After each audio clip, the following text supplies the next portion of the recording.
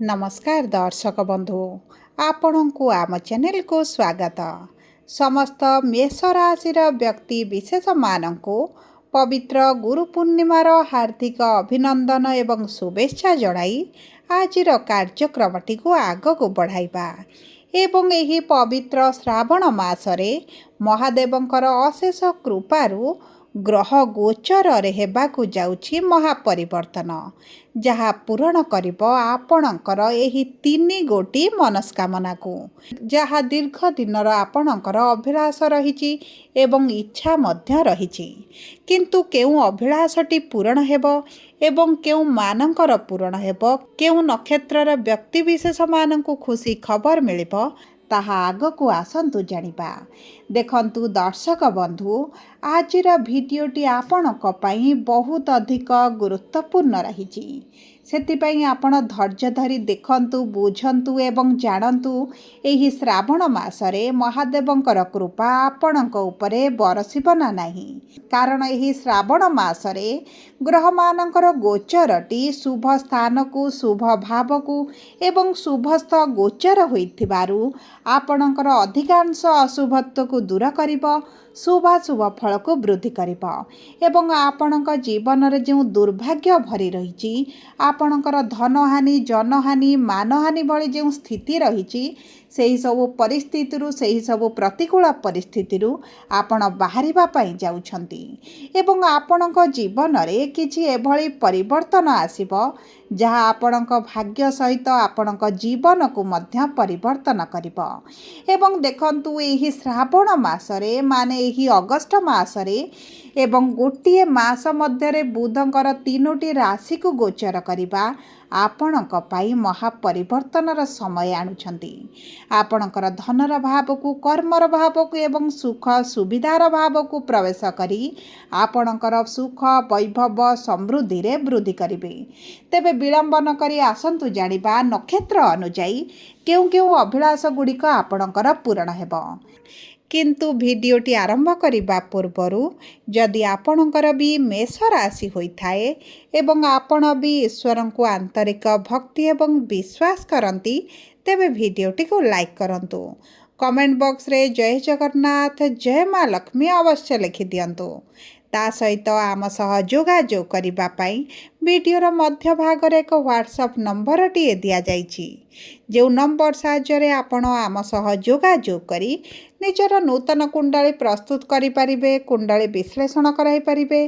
किंबा आपणकर चाकरी विवाह व्यवसाय प्रेम संपर्क शिक्षा स्वास्थ्य संतान को नहीं किछि समस्या रहिछि ताहार सहजरे एवं स्वल्प मूल्य समाधान करिपारिबे सेतिपई आपण आम सह वीडियोर शेष पर्यंत जोड़ी होई रुहंतु एवं व्हाट्सएप नंबर माध्यम आम सह जोगाजोग करी खूब कम मूल्य रे आपणक समस्यार समाधान करंतु एबे आसंतु कार्यक्रमटी को आग को बढ़ाइबा एवं जानिबा नक्षत्र अनुଯାयी मेष राशि व्यक्ति विशेष मानकु केउ केउ प्रकारर खुशी खबर प्राप्त हेबा पई जाउछि देखंतु मेष राशि तीनोटी नक्षत्र रहिछि अश्विनी मेष 1/1 द्विजा मेष 2/1 एवं कृत्तिका मेष 3/1 मेष राशि एही तीन गोटी नक्षत्र व्यक्ति विशेष मानकु भिन्न भिन्न क्षेत्र में शुभाशुभ फल प्राप्ति हेब तेबे सर्वप्रथमे जानिबा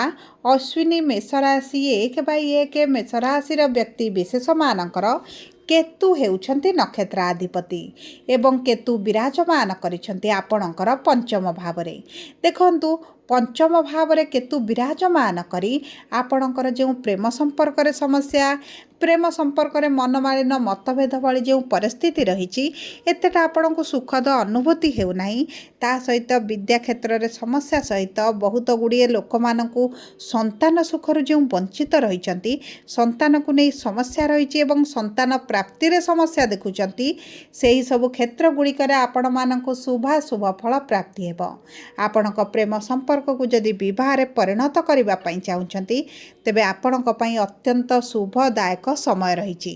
ଏବଂ ଆପଣଙ୍କର ଯଦି ପରିବାର ମଧ୍ୟରେ ହେଉ କୌଣସି କାରଣକୁ ନେଇ ଆପଣଙ୍କ ପ୍ରେମ ସମ୍ପର୍କଟି ବିବାହରେ ପରିଣତ ହେବାରେ ବାଧା ବିଘ୍ନ ସମସ୍ୟାର ସମ୍ମୁଖୀନ ହେଉଥିଲା ତେବେ ସେହି ସବୁ ପରିସ୍ଥିତିରୁ ଆପଣ ବାହାରକୁ ଆସିବେ। ପରିବାର ଲୋକଙ୍କ ସହମତି କ୍ରମେ ଆପଣ ବିବାହ ବନ୍ଧନରେ ବାନ୍ଧି ହୋଇପାରନ୍ତି।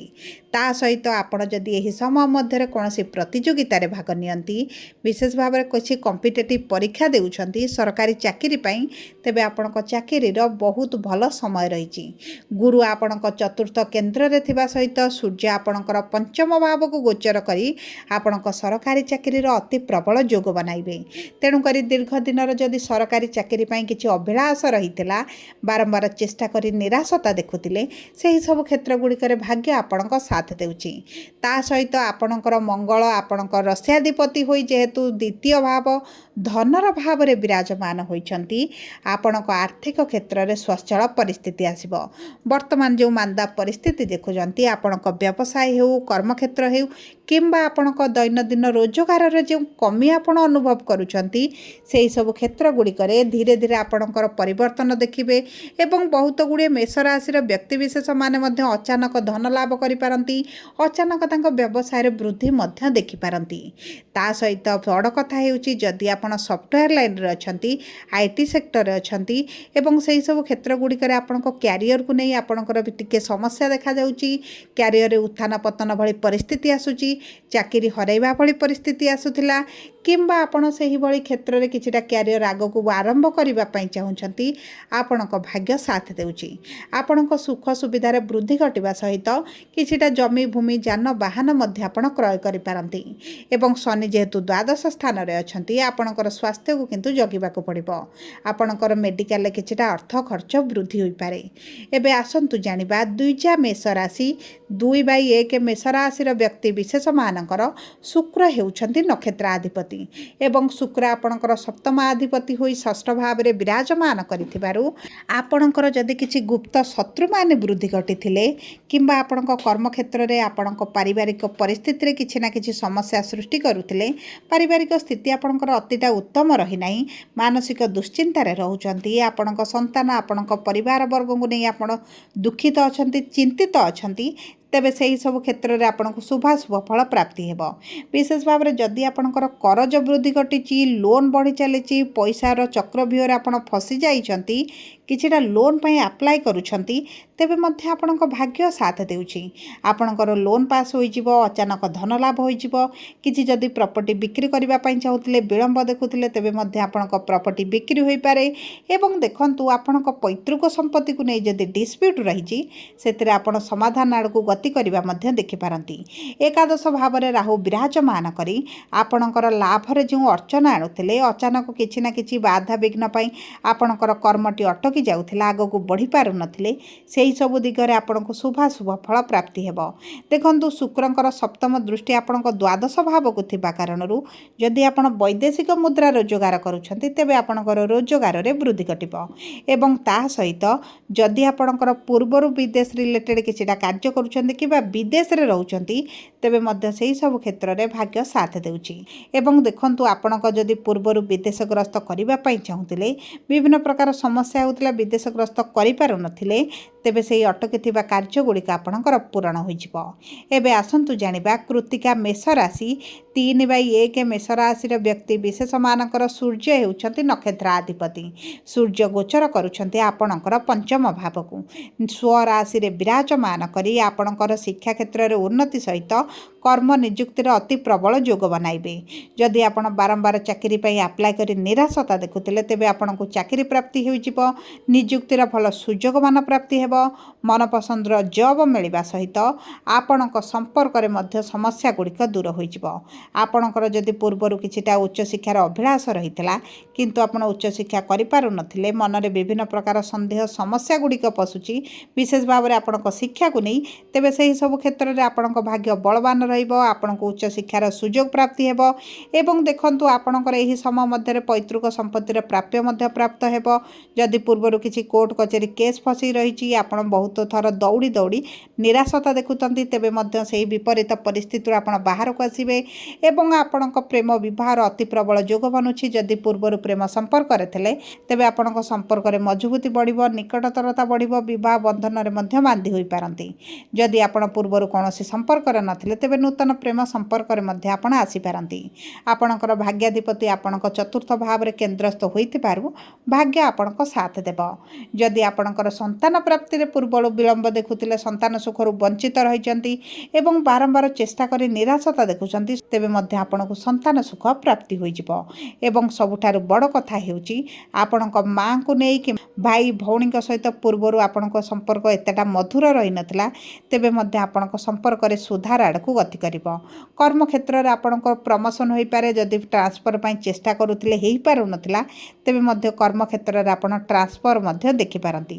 ଦେଖନ୍ତୁ, ନୂତନ ଚାକିରିର ପ୍ରବଳ ଯୋଗ ଆସିବା ସହିତ ବିଦେଶରେ ଚାକିରି କରିବାର ଯଦି ସ୍ୱପ୍ନ ରହିଛି ତାହା ମଧ୍ୟ ପୂରଣ ହୋଇଯିବ। ସବୁ ପରେ ଅଶୁଭତ୍ୱକୁ ଦୂର କରି ଶୁଭାଶୁଭ ଫଳ ବୃଦ୍ଧି କରିବା ପାଇଁ ଆପଣ ପ୍ରତ୍ୟେକ ଦିନ ହନୁମାନ ଚାଳିଶା ପାଠ କରନ୍ତୁ। ଶନିଙ୍କ ମନ୍ଦିରରେ ସୋରିଷ ତେଲର ଦୀପ ଜାଳନ୍ତୁ କିମ୍ବା ହନୁମାନଙ୍କ ମନ୍ଦିରରେ ପ୍ରତ୍ୟେକ ମଙ୍ଗଳବାର ଶନିବାର ଦିନ ଚମେଲି ତେଲ ଅର୍ପଣ କରିବା ସହିତ ସିନ୍ଦୁର ଅର୍ପଣ କରନ୍ତୁ। କିଛିଟା ଚଢ଼େଇମାନଙ୍କୁ ଖାଇବା ପାଇଁ ଦିଅନ୍ତୁ। ଛୋଟ କନ୍ୟାମାନଙ୍କୁ କିଛିଟା ମିଠା ଜାତୀୟ ଜିନିଷ ଶୁକ୍ରବାର ଦିନ ଦାନ କରିଦିଅନ୍ତୁ। ପ୍ରାତଃ ସମୟରେ ସୂର୍ଯ୍ୟଙ୍କୁ ଜଳ ଅର୍ପଣ କରନ୍ତୁ। ସଙ୍କଟରୁ ଆପଣ ବାହାରକୁ ଆସିବେ। ସବୁ ପରେ ଯଦି ଆପଣଙ୍କର ମେଷ ରାଶି ହୋଇଥାଏ, ଭିଡ଼ିଓଟି କିଭଳି ଲାଗିଲା କମେଣ୍ଟ ବକ୍ସରେ ଲେଖି ଜଣାନ୍ତୁ।